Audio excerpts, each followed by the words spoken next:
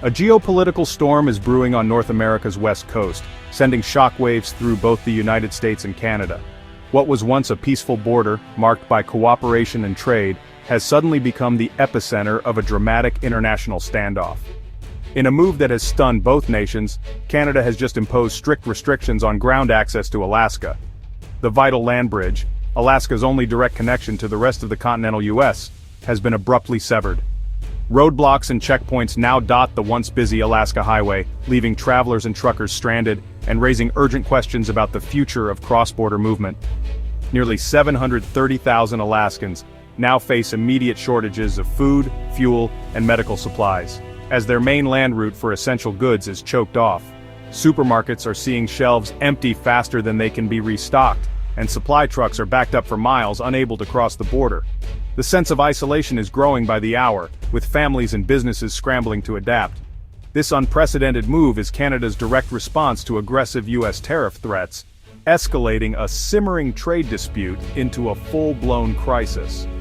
Overnight, two of the world's closest allies have found themselves at odds, with political leaders trading barbs and the media speculating about the long-term impact on North American relations. The blockade, enforced by heavy tolls and strict inspections on commercial vehicles, has exposed just how vulnerable Alaska is to disruptions in its supply chain.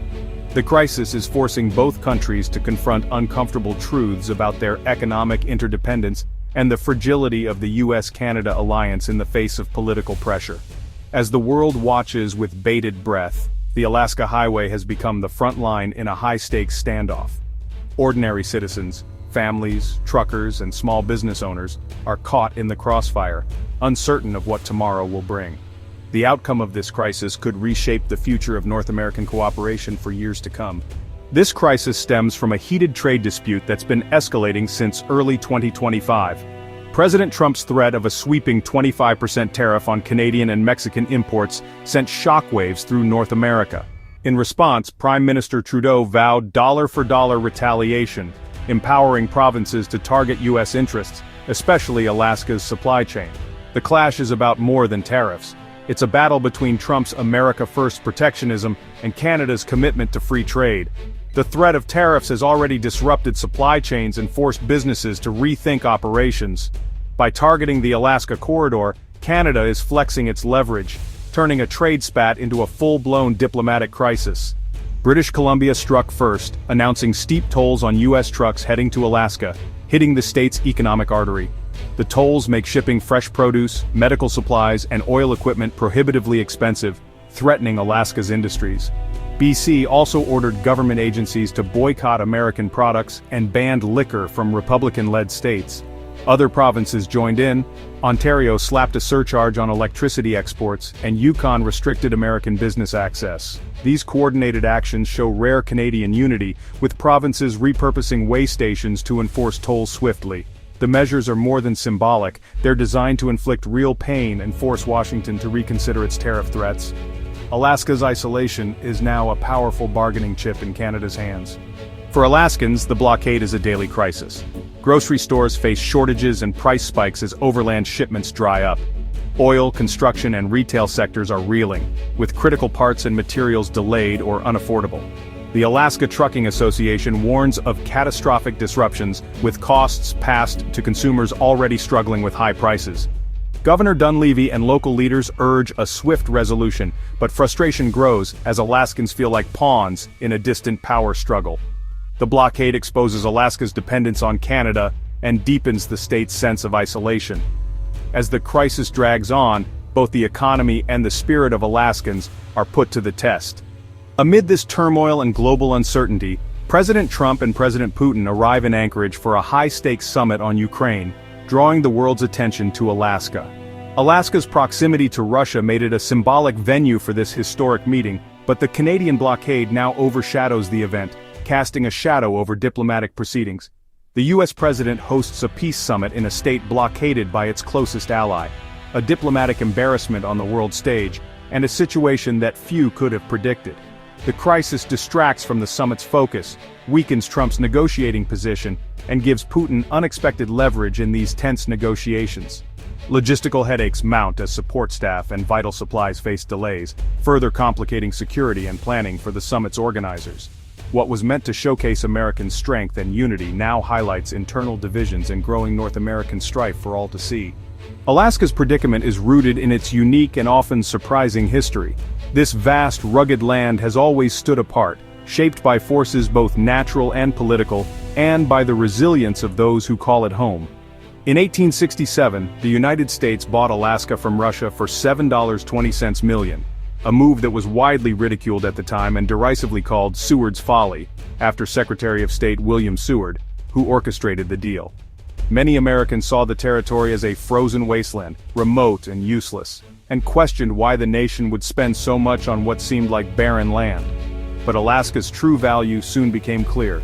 The discovery of gold in the late 19th century sparked a rush of fortune seekers, transforming sleepy outposts into bustling towns. Decades later, vast reserves of oil and natural gas would be uncovered, turning Alaska into an economic powerhouse. During the Cold War, its strategic location made it a critical military outpost, with bases and radar stations monitoring the Arctic skies for threats. The construction of the Trans-Alaska Pipeline in the 1970s was a monumental engineering feat, channeling oil across hundreds of miles of wilderness. The Alaska Permanent Fund, established from oil revenues, provided residents with annual dividends, making the state wealthy by many measures. Yet, this prosperity came with a cost. Alaska's economy became deeply tied to volatile energy markets and depended on fragile supply lines stretching across vast distances.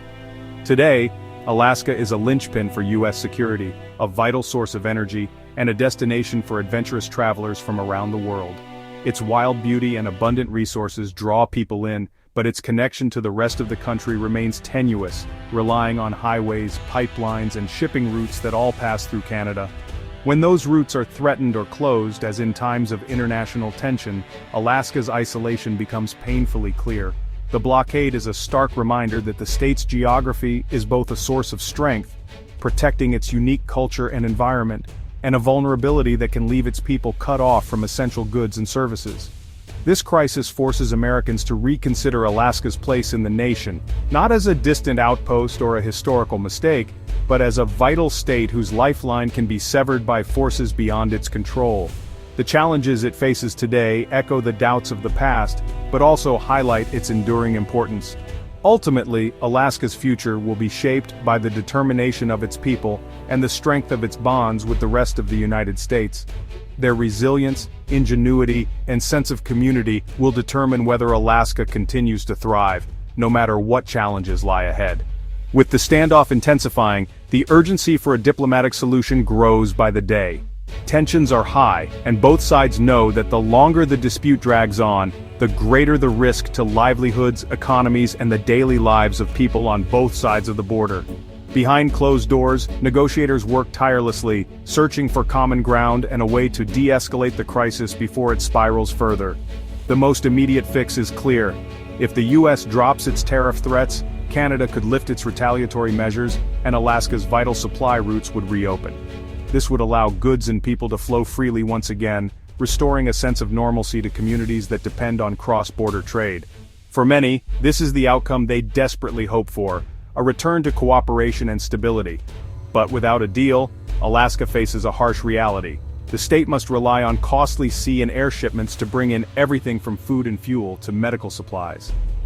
These alternatives are not only slow and expensive but also unreliable, especially for remote communities that already struggle with high costs and limited access.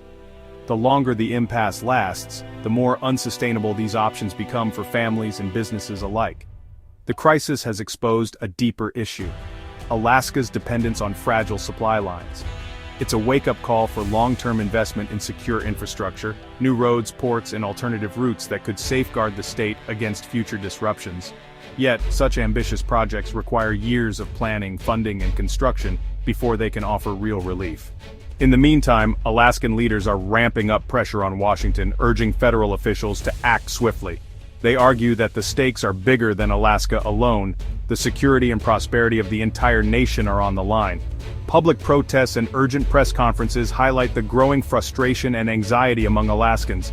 This dispute is a powerful reminder of the deep interdependence between the US and Canada. It shows how quickly aggressive trade tactics can threaten not just economies but the everyday lives of ordinary people. The lessons learned here will echo far beyond Alaska, shaping future policies and cross-border relationships. For now, Alaskans can only hope for a swift and peaceful resolution, one that will allow the highways through Canada to once again serve as bridges of connection, not barriers of division, and restore the vital links that keep Alaska thriving.